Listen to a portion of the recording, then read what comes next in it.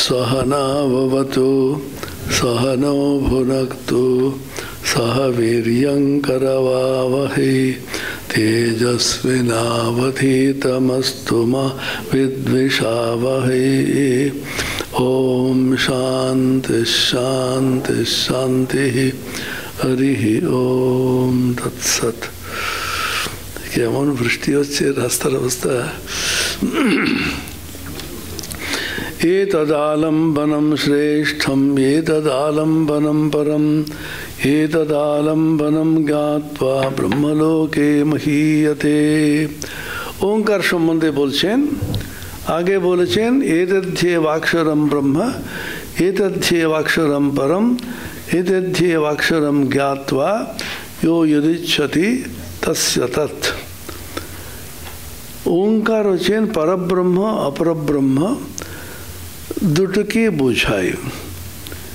এখন অপরব্রহ্ম এবং পরব্রহ্ম উভয়াত্মক বলা হচ্ছে আগেতে। আগের এখানে পদটিকে আপনি দেখবেন, ওঙ্কার শব্দটি ব্রহ্মের নাম বা বাচক, অর্থাৎ ওম শব্দে ব্রহ্মকেই বোঝায়। আবার উহারা তাহার প্রতীক, অর্থাৎ শালগ্রাম অবলম্বনে যে রূপ বিষ্ণুর পূজা হইয়া থাকে সেরূপ ওঙ্কার অবলম্বনে ব্রহ্মের উপাসনা করা যায়।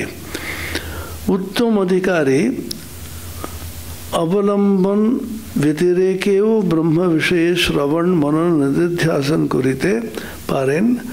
মধ্যম অধিকারী ওঙ্কার বাচ্য ব্রহ্মকে ওঙ্কার উপাধিক ব্রহ্মই আমি এরূপ উপাসনা করিতে পারেন। মন্দ অধিকারী ওঙ্কারকে প্রতীক রূপে গ্রহণ করিয়া উপাসনা করিতে পারেন।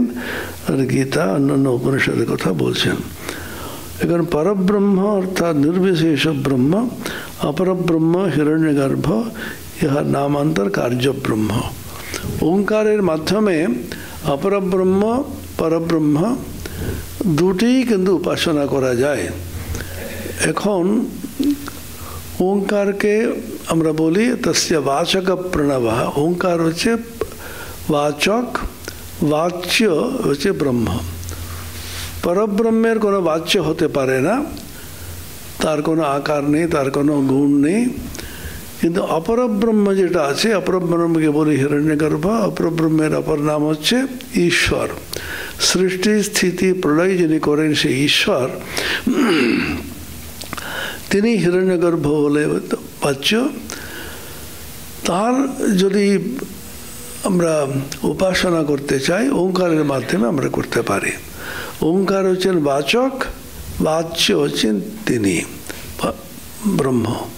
এবং পরব্রহ্ম অপরব্রহ্ম দুটি মাত্রা আছে আমাদের ওঙ্কারের। সেজন্য বলছেন এই ওঙ্কার অপরব্রহ্ম পরব্রহ্ম উভয়াত্মক। এতদ্ধেবাক্ষরম ব্রহ্ম এতদ্ধেবাক্ষরম পরম।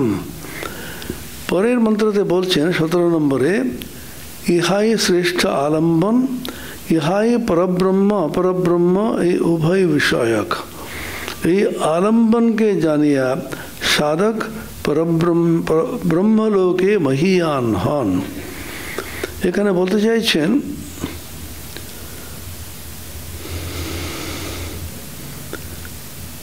ওঙ্কারকে অবলম্বন করে সমস্ত উপাসনা করা যায়। যে কোনো দেবতা বেতার, প্রত্যেকটি দেবদেবীর একটি আমরা বলি বীজ মন্ত্র একটা আছে। কালীকে আমরা ক্রিং মন্ত্রে বলি, যেমন ঠাকুর শ্রীরামকৃষ্ণ ঐম মন্ত্র বলি, এবং শক্তিকে আমরা হ্রিং মন্ত্র বলি, শারদাকে। এখন যদি কোনো মন্ত্র বীজ মন্ত্রই যদি নাও জানেন, ওঙ্কারের মাধ্যমে যে কোনো দেবদেবীকে উপাসনা করা যেতে পারে।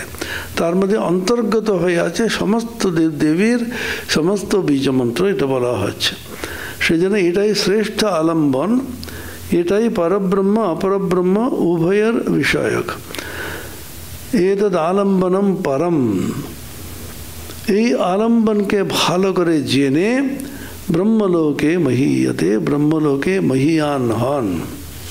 ব্রহ্মলোক মানে হিরণ্যগর্ভলোক।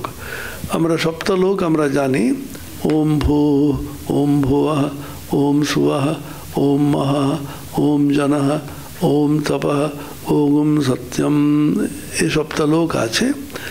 ভূর লোক হচ্ছে আমরা যেখানে বসে কালচারে পাঠ করি, এটা হচ্ছে ভূর লোক। এখান থেকে ঊর্ধ্বে যেতে যেতে যে সূক্ষ্মতর এবং সূক্ষ্মতম লোকটা হচ্ছে হিরণ্যগর্ভ লোক বলা হয়, তাকে সত্যলোক বলা হয়। সেখানে কিন্তু ঈশ্বরের সাক্ষাৎকার হয়। সেটাকে কিন্তু বৈকুণ্ঠ বলে যারা বিষ্ণু ভক্ত, কৈলাস বলে শিবভক্ত, রামকৃষ্ণ ভক্ত রামকৃষ্ণ লোক বলে। ঈশ্বরের সাক্ষাৎকার যদি করতে হয় তাহলে ওই লোকে গিয়ে আপনাকে ঈশ্বর সাক্ষাৎকার করতে পারেন। যতক্ষণ না এই কল্পের শেষে হিরণ্যগর্ভ ব্রহ্মে লীন হয়ে মহাপ্রলয় হয়, ততক্ষণ এই দেবতা তিনি অবতীর্ণ হয়েছেন, তিনি ওই রূপে ওখানে আছেন, এরকম মানুষ বলে, শাস্ত্র বলে। সেজন্য আপনি ওই ব্রহ্মলোক মানে হিরণ্যগর্ভ লোক, ব্রহ্মলোকে গিয়ে উচ্চতম শ্রেষ্ঠতম লোক, ওখানে গিয়ে বাস করতে পারেন যতক্ষণ না হিরণ্যগর্ভের মুক্তি হয় কল্পান্তে। অথবা আর একটা মুক্তি আছে সদ্য মুক্তি, কারণ ক্রমমুক্তি বলছে এক একটা লোক ধাপে ধাপে গিয়ে শেষে যেতে পারেন। তা ক্রমমুক্তি হচ্ছে আস্তে আস্তে করে বিভিন্ন লোক হয়ে হয়ে যাওয়া। আর সদ্য মুক্তি এক্ষুনি মুক্তি, নির্বাসনা হলে মা বলছেন তৎক্ষণাৎ মুক্তি লাভ হয়। যখন সদ্য মুক্তি হয়, জীবদ্দশায় শরীর থাকতে থাকতে মানুষের ব্রহ্মজ্ঞান হয়, এটা জীবন মুক্তি বলা হয়। জীবন মুক্তি আর বিদেহ মুক্তি। ব্যক্তিগত স্তরে শরীর থাকতে থাকতে জীবন্ত অবস্থায় মুক্তি হতে পারে, অথবা এই শরীর যখন পতন হয় তখন বিদেহ মুক্তি, দেহ যখন পাত হবে তখন আপনার মুক্তি হতে পারে। আর সদ্য মুক্তি দেহ থাকতে থাকতে সম্পূর্ণ বাসনা কামনা যখন শূন্য হয়ে যায়, यदा सर्वे प्रमुच्यन्ते कामा यस्य हृदि श्रुताः अथ मर्त्यो मृतो भवति अत्र ब्रह्म समश्नुते।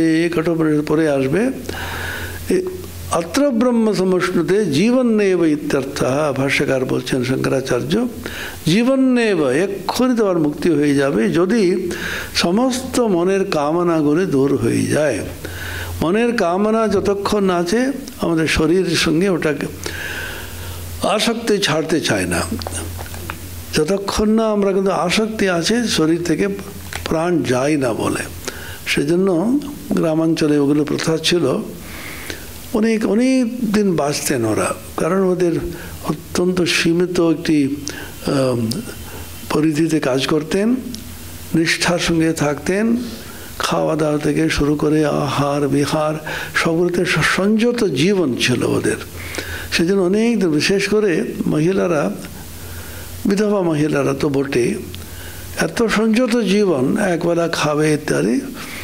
ওই 100 বছর কোনো সমস্যাই নেই, 90 বছরে কমে কেউ যাবেই না। তখন অনেক দিন হয়ে গেছে, অসুস্থ হয়ে শুয়ে আছে, যাচ্ছে না শরীর। তখন আমি শুনেছি ওরা বলতো দীর্ঘদিন ধরে এখানে আছে তো ওই মাটির সঙ্গে এমন একটা আসক্ত হয়ে আছে শরীর, জীবাত্মা। সেজন্য ওখানে গ্রামে তো মাটির বাড়ি ছিল, ওই মাটি থেকে খানিকটা নিয়ে জলে ওটা গলিয়ে মুখে দিত। অর্থটা হচ্ছে ওই ওর প্রতি আসক্তি এমনভাবে হয়ে আছে শরীর ছাড়তে চায় না, সেরকম বলা হয়। তার আসক্তি যতক্ষণ না আসে সহজে কিন্তু মুক্তি হয় না। আর সম্পূর্ণ আসক্তি এই মুহূর্তে চলে গেলে এই মুহূর্তে মুক্তি। মায়ের একটি জীবনেতে ঘটনা আছে না, উনি যখন পুরীতে গিয়েছিলেন, জগন্নাথের রথ দেখে বলছেন, একটি শ্লোক আছে, রথেষু বামনম দৃष्ट्वा পুনর্জন্ম ন বিদ্যতে। তাহলে মায়ের খুব আনন্দ হলো, এত লক্ষ লক্ষ লোক রথে ঈশ্বরকে দর্শন করেন, সকলে মুক্ত হয়ে যাবে।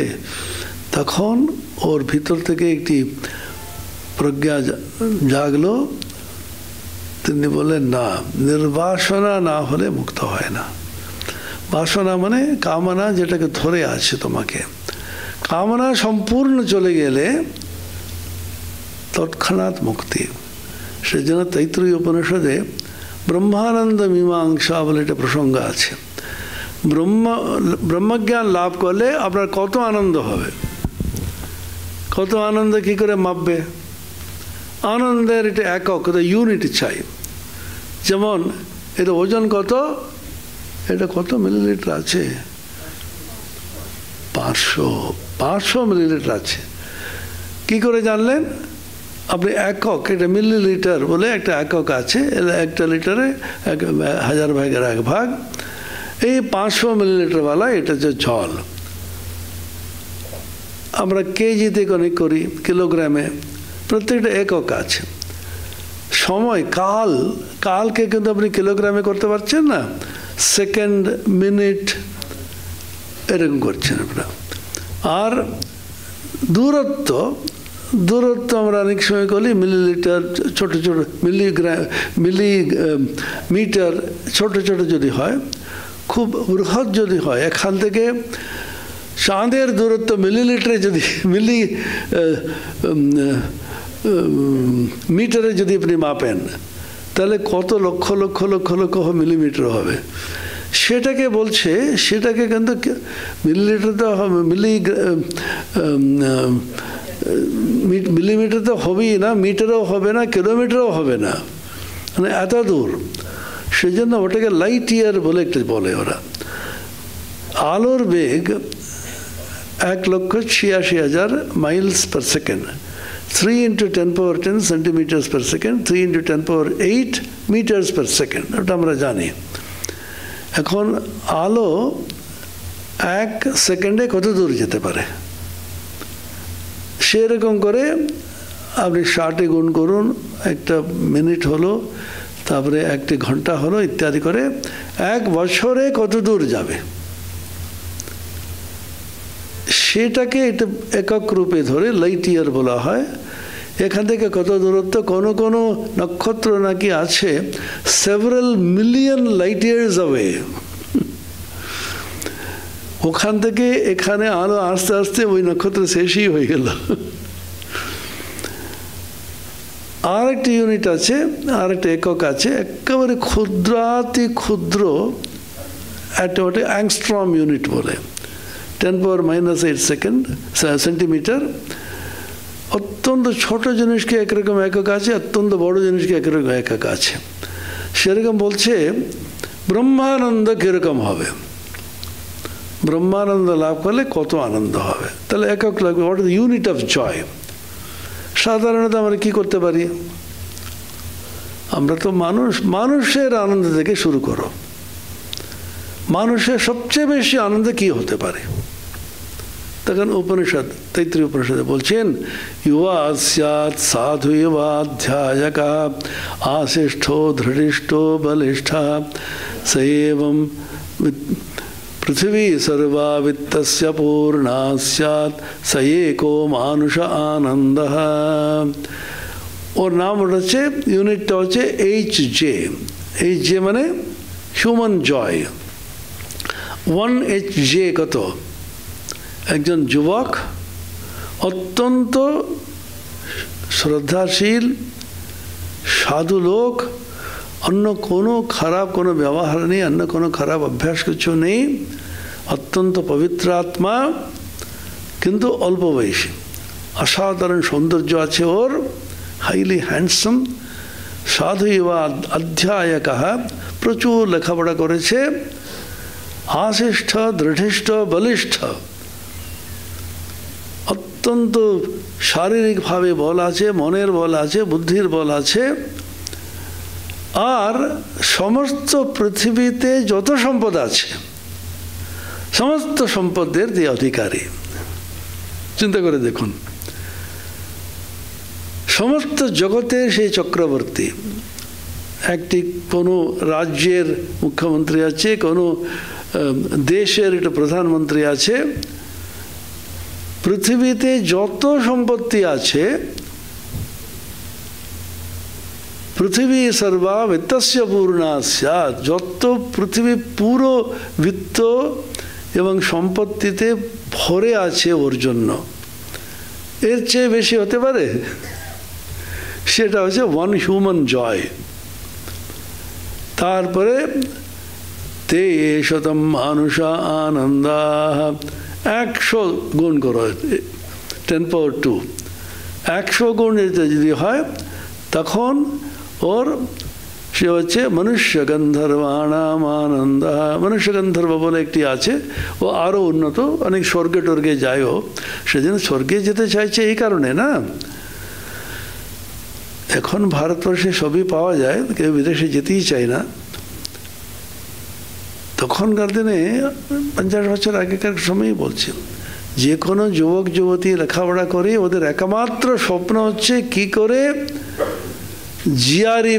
জিআরই যোগ্য, টয়ফেল যোগ্য, দুটো যোগ্য আছে এবার, সেটা করে সে স্বাহা স্বাহা স্বাহা টাকা ঢালছে আর কি করে বিদেশে, বিশেষ করে মার্কিন যুক্তরাষ্ট্র, ইউরোপটা একটু কম কম যাচ্ছে, ওর ততটা আকর্ষণ কম।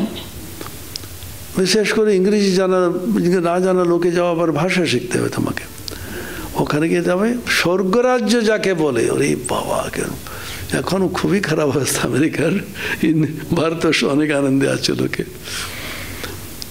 এখন বিদেশ থেকে কি নিয়ে এসছো, কি নেই ভারতবর্ষে বিদেশ থেকে আনতে হবে, সমস্ত পাওয়া যায় এখানে। সেরকম স্বর্গলোকে গিয়ে মনুষ্য গন্ধর্বাণাম আনন্দ। তারপরে প্রত্যেকটা বার শ্রোত্রিয়স্য চ আকামহতস্য, শ্রোত্রিয় আকামহত, যে অত্যন্ত শাস্ত্রজ্ঞ শ্রোত্রিয়, আকামহত কোনো কামনার দ্বারা কিন্তু হত হয়নি, সেরকম মানুষের সমান সমান ওই আনন্দটা পাওয়া যাবে। কিচ্ছু না করেও তুমি শ্রোত্রিয় আকামহত হলে পেয়ে যাবে।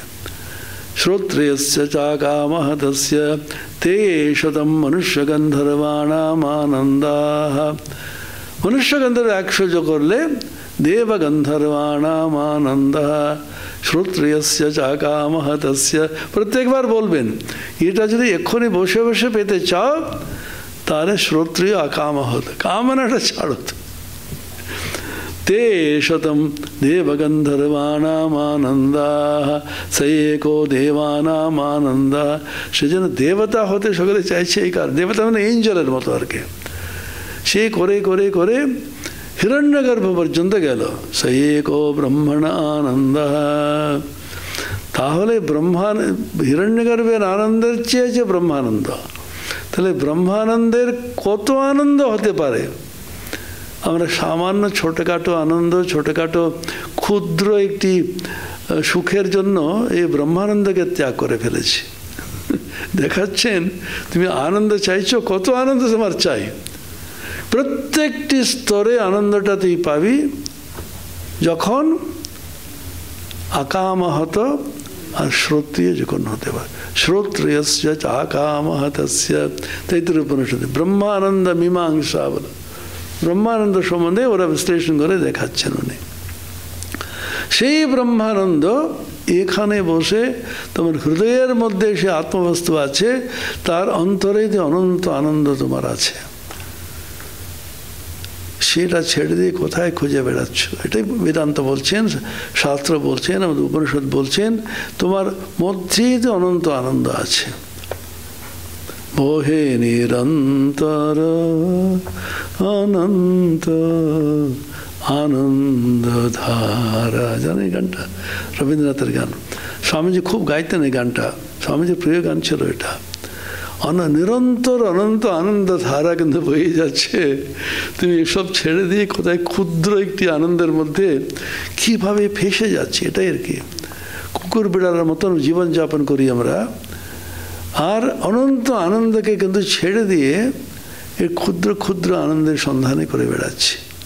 একটা ছোট্ট নির্বাচন জেতার জন্য মানুষ কি না পরিশ্রম করে যাচ্ছে, শেষ পর্যন্ত কি আছে ওর মধ্যে, কিন্তু বিবেকটা জাগে না, তো কি করা যাবে। সেই জন্য বলছেন এখানে, সেই ব্রহ্মানন্দ তুমি এক্ষুনি পেতে পারো যদি নির্বাসনা হতে পারো, যদা সর্বে প্রমুচ্যন্তে কামায়স্য হৃদয়শ্রুতা, তোমার হৃদয়ের মধ্যে অন্তঃকরণে এত কামনা আছে, আথ মর্ত্য অমৃত ভবতি, মর্ত্য যিনি মরণশীল অমরণশীল হয়ে যাবে,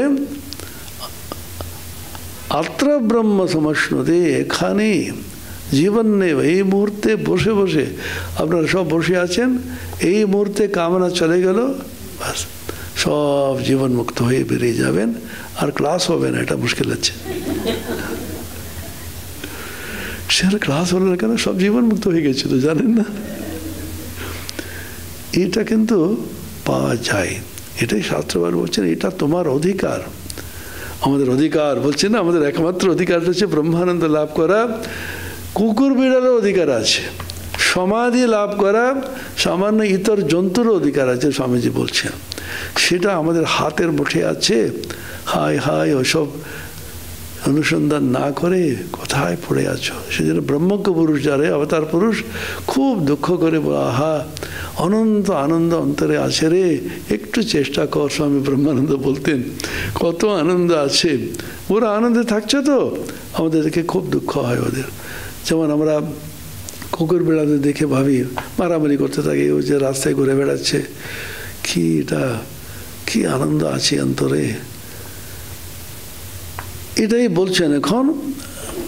এরপরে এই মন্ত্রটা আছে, ভগবান শ্রীকৃষ্ণ নিয়েছেন গীতার মধ্যে, না জায়তে ম্রিয়তে বা বিপশ্চন নায়ম কুতশ্চন ন বভূব কশ্চিৎ अजो नित्य शाश्वतोऽयं पुराणो न हन्यते हन्यमाने शरीरे। এই আত্মা তার কখন জন্ম হয়েছে? জন্মই হয়নি, আর মৃত্যুও নেই। জায়তে ম্রিয়তে এর দ্বারা উপলক্ষণে ষড ভাব বিকার সম্পূর্ণ ওটাকে নিরাকরণ করছেন। 6টি বিকার আছে মানুষের। প্রথম বিকারটা যে আমরা জন্ম নিলাম, আচ্ছা প্রথম ভুল আমরা কি করলাম? আমরা দুঃখে আছি তো নাকি? মোটামুটি একটু দুঃখ আনন্দ মিলে বেশি দুঃখই আছে। আমরা কেন দুঃখে আছি? মূল কারণটা কি?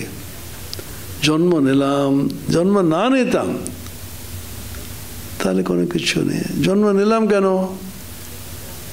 অনেক রকম বাসনা কামনা, সে আগের জন্মে কিছু কিছু বাকি রয়ে গেল। মা বলছেন রসগোল্লা খাওয়ার ইচ্ছাও যদি থাকে আবার জন্মাতে হবে। বিভিন্ন রকম আশা, আবার জন্ম নিলাম, জন্ম নিলাম, তারপরে কি হচ্ছে? শিশু জন্মালো, আস্তে আস্তে বড় হবে, আর কি হবে? জায়তে, তারপরে বর্ধতে, বড় হচ্ছে ধীরে ধীরে। আরে বাবা, ছেলেটা এইটুকু ছিল, এত বড় হয়েছে, 4 ফুট হলো, 6 ফুট হলো, তারপরে 7 ফুট 8 ফুট 10 ফুট হচ্ছে নাকি? এক সময় থেমে যাচ্ছে।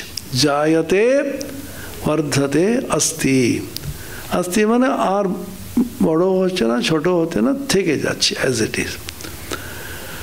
জায়তে বর্ধতে অস্তি, আস্তে আস্তে আস্তে আস্তে বয়স বাড়লো, তখন বিপরিণামতে, এটা পরিণাম হচ্ছে। প্রথম পরিণামটা হচ্ছে চুলটা পাকতে শুরু করলো। এত সুন্দর চুল ছিল আমার, জানো, এখন একটু একটু পেকে গেছে। যাদের চুল পাকেনি ওরা খুব গর্ব করে বলতে থাকে, আমার চুলটা দেখুন একদম একেবারে। আবার ডাই দিয়ে ওটাকে, কিন্তু ডাইয়ের সমস্যাটা হচ্ছে আবার অন্যরকম রং হয়ে যায় মাঝে মধ্যে, সেটা ডাকার জন্য আর একটু করতে হবে। চুল পেকেছে কি করা যাবে? সে ডাই দিয়ে কি হবে? অনেক গর্ব করে কেউ কেউ। আচ্ছা তোমার বয়স কত? তো একজন আমাকে বারবার জিজ্ঞাসা করছে, এই তোমার চুল পেকে গেল কেন? মারা কি করে জানবো মহারাজ, আমার পিত্তের থাকলে নাকি চুল পাকে বলে। কার কখন পাকবে আমরা কি করে জানবো? হ্যাঁ মহারাজ, আমার তো পিত্তের ধাত আছে মনে হচ্ছে। আমারটা দেখো, একটা চুল পেকেছে। বলছে না মহারাজ, আপনি এখন সুন্দর আছেন। আমার বয়স কত হবে বলো? 10 বছর কম বললে একটু খুশি হবেন। দেখতে মনে হচ্ছে ওনার 70, বলতে হবে মানে 55-55 হবে। হ্যাঁ 55, আমার 75 বছর বয়স। হ্যাঁ দেখলে বুঝাই যায় না মহারাজ। হ্যাঁ দেখো এটাই তো। আনন্দ পেল, চা খাও। তারপর বারবার বলতে থাকে, আমাকে কতবার বললেন। আমি বললাম মহারাজ একটা কথা বলবো, জীবনে এত দুঃখ আছে, আমার চুল পাকেনি, তোমার চুল পেকেছে বলে আমি একটু আনন্দ দিতে পারছি আপনাকে, সেই জন্য আমার একটা পূর্ণ ফল হবে। আর খুব ছোটে ভাব যাও মহাবাচাল। বিপরিণামতে প্রথমটা চুল পাকে, তারপরে কোন অঙ্গ? দাঁত পড়ে যায়। দাঁত কিন্তু সাংঘাতিক জিনিস। এটা এখানে প্রচণ্ড ব্যথা, এখানে ব্যথা, তারপরে একটা সামনে একটা পড়লো, এখানে তো একটা দুটো পড়লে বোঝা যায় না, সামনে একটা পড়ে গেল, বিশাল একটা ফাঁক হয়ে গেল। তখন বাকিগুলো ভালো আছে, আপনি এটাও তুলতেও পারছেন, রাখতেও পারছেন না, একটা দাঁত একটুখানি দিয়ে দিল ওখানে। সমস্যাটা হচ্ছে আপনি যখন খুব জোর হাসেন করে বেরিয়ে চলে আসেন, আবার ওটা নিয়ে আপনি এগুলো দেখেননি না, দাঁতটা আটকেছে তো, ওটা খুব জোর স বলতে গেলে তো ফুস করে বেরিয়ে গেল। আবার ধীরে ধীরে ধীরে এক এক করে পড়লো, আবার নতুন একটা ডেঞ্চার আছে না, ওটা লাগিয়ে দিল, কৃত্রিমটা দাঁত। সেখানে সমস্যা চিবিয়ে খাওয়া যায় না, এইরকম করলে আবার কাঁধে বেরিয়ে গেল। তখন রাত্রে ওটা নিয়ে আবার জলের মধ্যে রাখতে হবে, আপনারা জানেন নিশ্চয়ই, এখানে জলকে রাখতে হবে। তখন এত সুন্দর চেহারা ছিল, গেল। তখন কথা বলা মুশকিল দাঁত ছাড়া। তখন ও মারা দাঁত বালাতি তো অনেকে দেখায় স এগুলো উচ্চারণ করা যায় না দাঁত ছাড়া। বিপরিণামতে দাঁত গেল। তারপরে নেক্সট হাঁটু ব্যথা, নিচে বসতে পারবেন না। আমার কোনো সমস্যা নেই, একটা সমস্যা হচ্ছে কি, বসলে উঠতে পারি না, উঠলে বসতে পারছি না। বসে পড়লে যা হোক করে, নিচে বসলে আরো কঠিন। তা আবার উঠতে গেলে কেউ না থাকলে বহু কষ্টে উঠার চেষ্টা করছে, ধস করে আবার পড়ে যাচ্ছে। বয়স হয়ে গেলে কি সমস্যা। তারপরে ব্যালেন্স হারিয়ে যায়, যাচ্ছে বাঁদিকে যাচ্ছে, ডান দিকে পড়ে যাচ্ছে, পাটা এদিকে ফেলছে, ওইদিকে চলে যাচ্ছে। তখন কি নিচ্ছে? একটা লাঠি।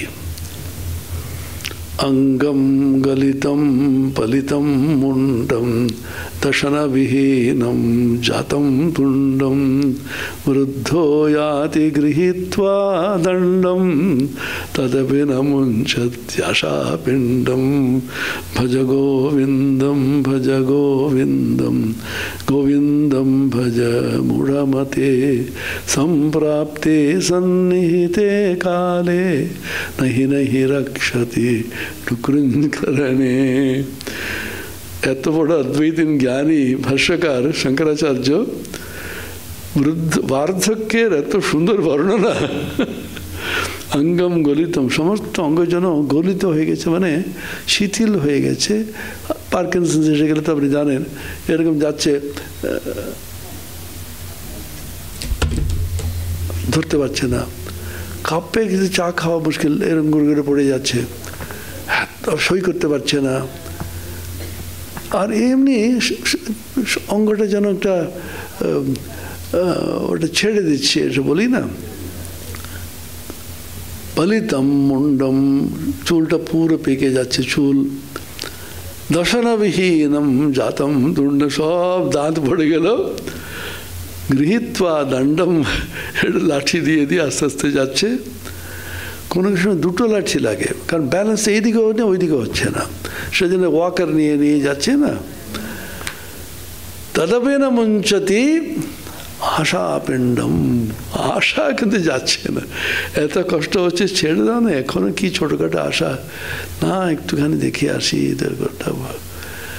আর এক সময় ভাবি, আর প্রভু আর পারছে না ঠাকুর, আমি কেন শরীরে রেখেছো বলো না ইত্যাদি তো বলতে থাকি, কিন্তু ছাড়বো না আমরা, কিন্তু মুখে বলতে হবে, এত বৈরাগ্য ইত্যাদি। একজন বয়স্ক বুড়ি মহিলা রোজ এসে মন্দিরে বলতো, ঠাকুর কেন আমাকে রেখেছো, আমি তো আর পারছি না, নিয়ে চলো না, কতবার তোমাকে বলছি।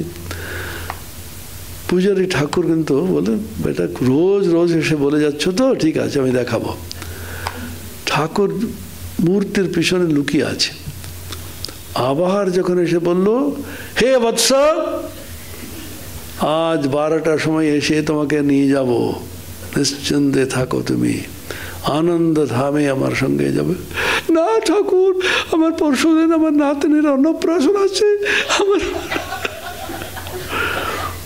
লাইন আপ করা থাকে না, কার অন্নপ্রাশন হবে, কার অমুক হবে, আমার মাস্তুত ভাইয়ের কুর্তুত মেয়ে অমুকের একটা কোথাও বিয়ে হবে, সে এখানেও না, ওটা যাওয়ার একটু ইচ্ছা আছে, দেখি পারি কিনা। ছাড়তে চায় না, কি করবে, মহামায়া এমনভাবে পেয়ে বসে আছে না, সেই জন্য মহামায়ের আরাধনা করে ওখান থেকে বেরোনো যায় কিনা। দুর্গাপূজা মানে কি, দুটি উপায় আছে। বেদান্ত বলছেন, তুমি মহামায়ার যেভাবে তোমাকে বন্ধন থেকে বেরোতে গেলে, তুমি মহামায়ার উপরে যিনি আছেন ঈশ্বর, ঈশ্বরেরই মায়া তো, তার কাছে গিয়ে শরণাগত হয়ে বলো, মহামায়া বড্ড জ্বালাতন করছে, তুমি আমাকে কিন্তু মুক্তি দাও। দেবী হেষা গুণময়ী মম মায়া দুরত্যয়া মামেব ये প্রপদ্যন্তে মায়ামেতাম তরন্তি তে। ঈশ্বরে যে শরণ নেয় সে কিন্তু মায়া থেকে মুক্ত হয়ে যায়। এটা বেদের উপায়। কিন্তু কলিতে খুব মুশকিল। মহামায়ের বিরুদ্ধে নালিশ করে ঈশ্বরের কাছে গিয়ে, তখন মায়া দেখে দেবে, ঈশ্বরের কাছে নালিশ করলি তো, ঠিক আছে দেখিয়ে দেব।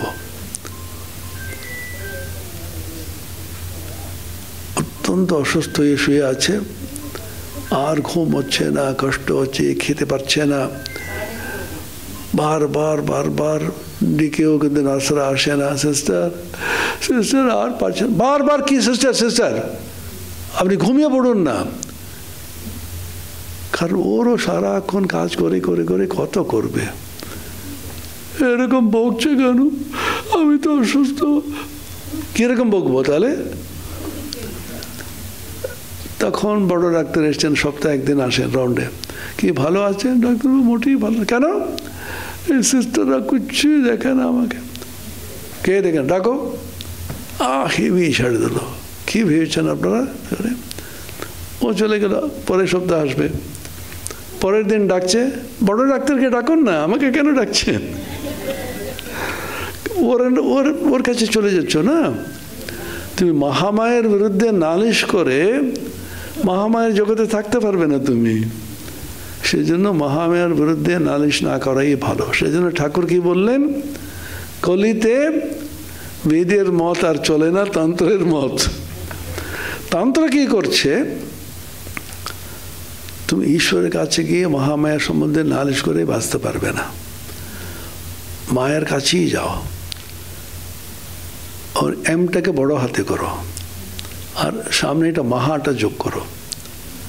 মহামায়া আস্তুতি করো, মা তুমি যদি কৃপা না করলে আমি পারবো না, তুমি বন্ধনে কেন রেখেছ?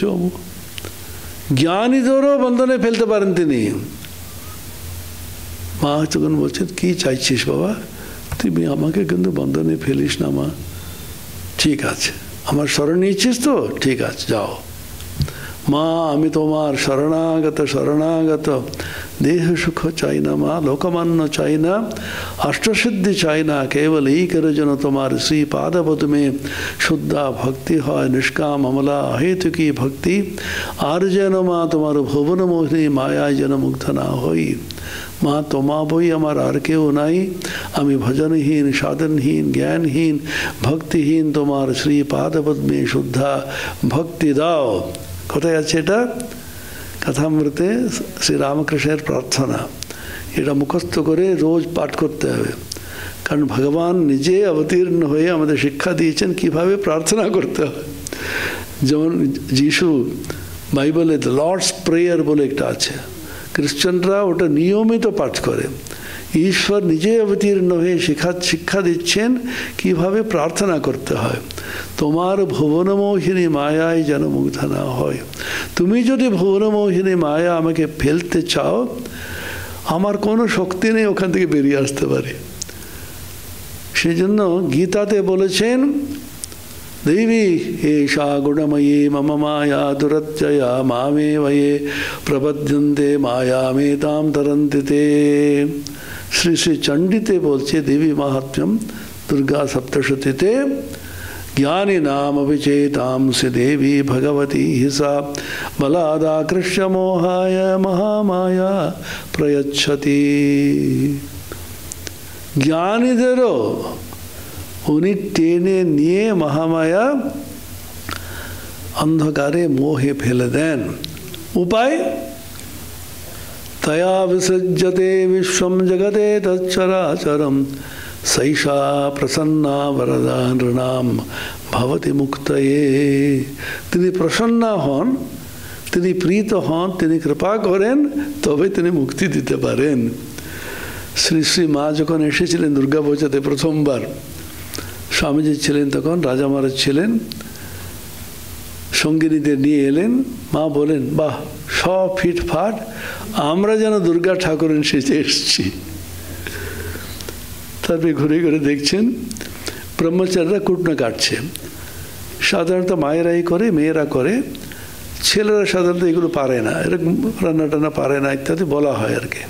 কিন্তু সবচেয়ে বড় বড় হোটেলে সমস্ত হচ্ছে পুরুষরাই করে। যাই হোক, মা দেখে খুব প্রসন্ন হয়েছিলেন। সেখানে রমণী রঞ্জন বলে একজন ব্রহ্মচারী ছিল, পরবর্তীকালে বিখ্যাত বেদান্ত সন্ন্যাসী স্বামী জগদানন্দ। দেখে বললেন, বাহ আমাদের ছেলেরা তো বেশ করছে,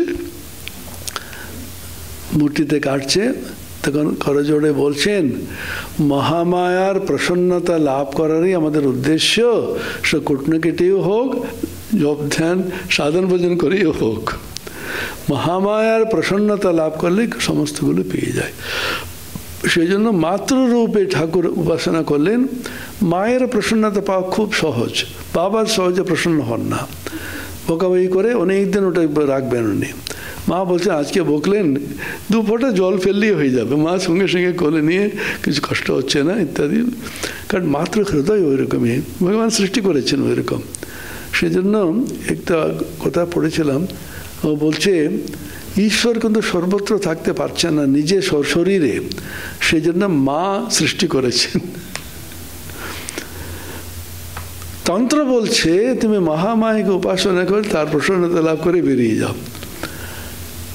ঠাকুরের কথামৃতে একটি গল্প আছে, রামচন্দ্র, লক্ষ্মণ এবং সীতা দেবী এক লাইনে যাচ্ছে। সবচেয়ে শেষে আছেন লক্ষ্মণ, ভাই লক্ষ্মণ, সামনে আছে রামচন্দ্র, মাঝখানে আছেন সীতা দেবী। এখন মাঝখানে সীতা দেবী আছেন বললে লক্ষ্মণ দেখতে পারছে না রামকে।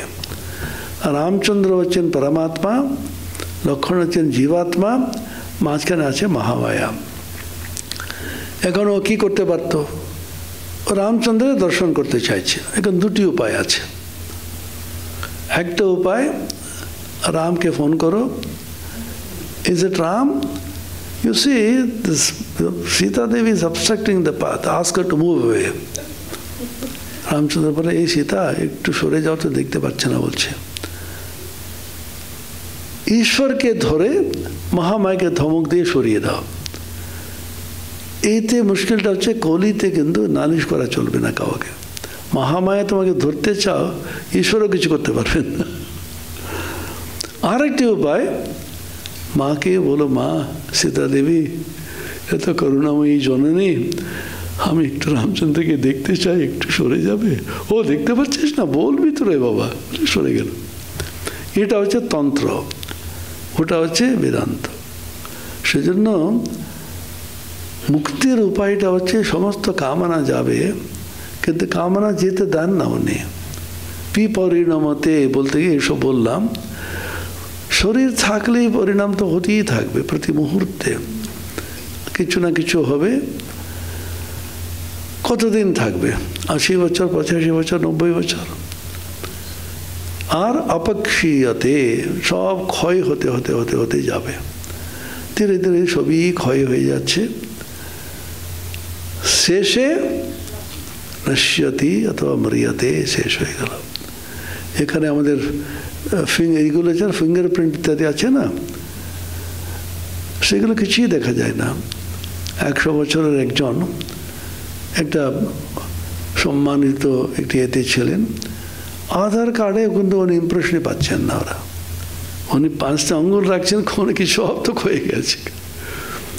তাদের জন্য উপায় আছে, করেছে ওরা। সেরকম শরীর থাকলে শিরিয়তে ইতি শরীরম ষড ভাব বিকার বলা হয়। সমস্তগুলো না বলে শুধু বলছে জায়তে মৃয়তে। এই আত্মবস্তু তার কখনো জন্ম হয় না, কখনো মৃত্যু হয় না। তার মানে ষড ভাব বিকার জায়তে वर्धते अस्ति विपरिणमते अपक्षीयते म्रियते। এই ছোটা বিকার আত্মাতে হয় না। নায়ম কুতশ্চন্ন বভূব কশ্চিৎ। জন্ম নাই, মৃত্যু নাই, ব্রহ্ম অথবা আত্মা কারণান্তর হইতে উদ্ভূত হন নাই, ইহা হইতেও কোনো উৎপন্ন হয় নাই। আত্মা তো ব্রহ্ম থেকে কোনো উৎপন্ন হয় নাই, অন্য কথা থেকে ব্রহ্ম উৎপন্ন হয়নি। অর্থাৎ যেমনটি ছিল তেমনটি আছে, সর্বদা কালাতীত, দেশাতীত, কারণাতীত হয়ে যেমনটি আছে তেমনটি থাকছে ও। অজো নিত্য শাশ্বতোয়ম পুরাণ। সে অজ, অজ মানে জন্মহীন, জ মানে জন্ম, তার কোনো জন্ম নেই। সে নিত্য বস্তু, নিত্য মানে দেশ কালের বাহিরে, শাশ্বত এবং পুরাণ। পুরাণ মানে অনেক পুরনো, কবে থেকে আছে আত্মা। শঙ্করাচার্যের সুন্দর ব্যাখ্যা দিয়েছেন ভাষ্যের মধ্যে, পুরা আপি নব ইতি পুরাণঃ। অত্যন্ত পুরাতন হয়েও অত্যন্ত নূতন। এটাকে আধুনিক ভাষায় বলা হয়, যারা পরিবেশ নিয়ে ভাবে ওরা বলছে সেলফ রিনিউয়াল। প্রকৃতি, নেচার অলওয়েজ রিনিউজ ইট সেলফ। রোজ সূর্যকে দেখি আমরা, রোজ চাঁদকে দেখি। সূর্যের দিকে কম তাকাচ্ছি আমরা, সূর্যের দিকে তাকানো সবসময় দরকার, তখন আমাদের ক্ষুদ্রতা বুঝতে পারবো। একজন বিখ্যাত বিজ্ঞানী, জ্যোতিষ বিজ্ঞানী, তার মানে অ্যাস্ট্রোনমি নিয়ে কারবার করেন, ওকে জিজ্ঞেস করা হলো, what is astronomy taught you? তখন ও বললো হেসে, it has taught me humility. নম্রতা শিখিয়েছে। অনন্ত আকাশকে দেখে, নক্ষত্র রাশি দেখে আমি এইটুকু। মানুষ কি? একজন মানুষের সংজ্ঞা দিয়েছিল জানেন তো, a human being is a conglomeration of carbon atoms crawling pathetically in a grain of cosmic dust. এই পৃথিবী অতি সামান্য একটু ক্ষুদ্র কসমিক ডাস্ট, একটা ধুলির মতো। তার মধ্যে কার্বন অ্যাটমসের যে কনগ্লোমারেশন আস্তে আস্তে করে যাচ্ছে। ভাবছি, জানো আমি কি? আমি সহ্য করবো না এগুলি। কি ভেবেছেন আপনারা আমি কে জানেন? মানুষের অহংকারটা দিয়ে খালি লাফালাফি করে যাচ্ছে। পুরাতন হয়েও অত্যন্ত নূতন। প্রকৃতি নিজেকে সবসময় রিনিউ করে যাচ্ছে। রিনিউ মানে বাংলাতে বলা হয় নবীনীকরণ, রিনিউ, পুরনোকে নতুন হিসাবে দেখাচ্ছে। সূর্য অত্যন্ত পুরাতন হয়েও মনে হচ্ছে যেন একেবারে নতুন। কোনোদিন মনে হবে না এই সূর্য কালকে দেখলাম তো, পরশুদিন দেখলাম তো, চাঁদ উঠছে, মনে হচ্ছে না আজ দেখছি ওটা। এই নূতনত্ব রয়েছে পুরাণত্বের মধ্যে, সেটাকে পুরা আপি নব ইতি পুরাণঃ না হন্যতে হন্যমানে শরীরে। শরীর কিন্তু শেষ হয়ে গেলেও যে আত্মা কখনো কিন্তু নষ্ট হয় না। তারপরে বলছেন, এটা ভগবান গীতাতে নিয়েছেন, হন্তা চেন মন্যতে হন্তম হন্তুম হতশ্চেন মন্যতে হতম উভৌ তো ন বিজানীত নায়ম হন্তি ন হন্যতে। হননকারী যদি মনে করে যে আমি আত্মাকে হত্যা করিব, যুদ্ধে যেমন হয়, বা হত ব্যক্তি যদি মনে করে যে আত্মাকে আমি হত হইয়াছি, তবে তাহার উভয়ই জানে না। কেননা উক্ত আত্মা কাহাকে হত্যাও করেন না কিংবা নিজেও হত হন না। It is neither killed not does it kill anybody. অর্থাৎ তার কখনো বিনাশ হতে পারে না। তারপরে এটা খুব অদ্ভুত একটি মন্ত্র আছে, আত্মতত্ত্বকে বোঝাতে গেলে তর্কের দ্বারা, বুদ্ধির দ্বারা বোঝা যায় না, বুদ্ধিকে থামাতে হবে। বুদ্ধিকে থামানোর সহজ উপায়টা হচ্ছে, এমন একটা জিনিস দিল বুদ্ধিকে, সেটা বুঝতে বুঝতে তর্কের দ্বারা, বুদ্ধির দ্বারা বুঝতে না পেরে বুদ্ধি নিজেই নষ্ট হয়ে যায়, নিজেই নাশ হয়ে যায়, নিজেই মৃত্যুবরণ করে। এটা জেন বুদ্ধিজম বলে একটি মেডিটেশন টেকনিক আছে, ওদের মধ্যে করে ওরা। এমন একটি আপাত বিরোধকে সামনে রাখবে, দুটি কিন্তু বিরোধ, একটা থাকলে আরেকটা থাকতে পারে না, অথচ দুটি আছে বলছে, সেটা বোঝার চেষ্টা করতে করতে করতে বুদ্ধি হিমশিম খেয়ে শেষ হয়ে যাবে। এখানেতে এটাকে বিরোধ অলঙ্কার ব্যবহার করছে। আত্মা কীরকম, একেবারে অণু দেখেছিস তো, একদম সূক্ষ্ম, আরো ছোট, আরো ছোট, আরো সবচেয়ে ছোট ছোট ছোট সূক্ষ্ম, সূক্ষ্মতর, সূক্ষ্মতম, অত্যন্ত সূক্ষ্মতম, এই হচ্ছে আত্মা। ও তাই নাকি? না, যত বড় বস্তু বৃহৎ, আরো বৃহৎ, আরো বৃহৎ, আরো বৃহৎ, আরো বিশাল একটা, এটা এইমাত্র বলে সূক্ষ্ম, এইমাত্র হচ্ছে বড়। এই অর্থ বুঝতে বুঝতে বুদ্ধি কিন্তু বিভ্রান্তিতে ভুগে শেষ হয়ে যাবে। কারণ দুটো থাকতে পারে না। দুটি না বুঝতে পেরে বুদ্ধিটা থেমে যায়, তর্ক থেমে যায়। এই পদ্ধতি শাস্ত্রতে প্রায় ব্যবহার করা হয়। কথামৃতে কি করেছেন মনে আছে? একদম প্রথম যখন মাস্টারমশাই গেলেন, কি প্রশ্ন করলেন ঠাকুর?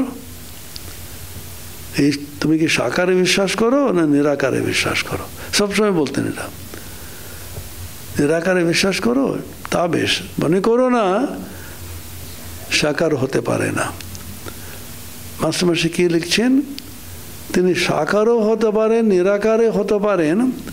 সে শুনে অবাক হইয়া উনি চাট করে থেমে আশ্চর্য হয়ে দেখছেন। তার মানে বুদ্ধিটা থেমে যাচ্ছে, বুদ্ধিটা সাকারকে ধরতে যাচ্ছে। না না, সাকার নয়, নিরাকার। ও নিরাকার, নিরাকার না না না, নিরাকার না, সাকার। সাকারও হতে পারে, নিরাকারও হতে পারে, সম্ভব। বুদ্ধি কিন্তু ক্লান্ত হয়ে মৃত্যুবরণ করে, দি ডেথস অফ দি ইন্টালেক্ট হয়ে যায়। তখন বুঝতে পারছে, লজিক শেষ হয়ে যায়। ঠাকুর সেজন্য বলছেন তর্ক শেষ করো, তর্কের দ্বারা জানা যায় না। এই পদ্ধতি প্রথম থেকে ঠাকুর বললেন। মাস্টারমশাইয়ের অহংকার ছিল, আমি বেশ বুঝে ফেলেছি। এইটা পরে ব্যবহার করছেন অনৌরণীয়ান মহতো মহীয়ান আত্মাস্যজন্ত নিহিত গুহায়াম তমকৃত পশ্যতি ভীতশোকো ধাতু প্রসাদান মহিমানমাত্মনঃ। ওম শান্তি শান্তি শান্তি। হরি ওম তৎসৎ। শ্রীরামকৃষ্ণার্পণমস্তু।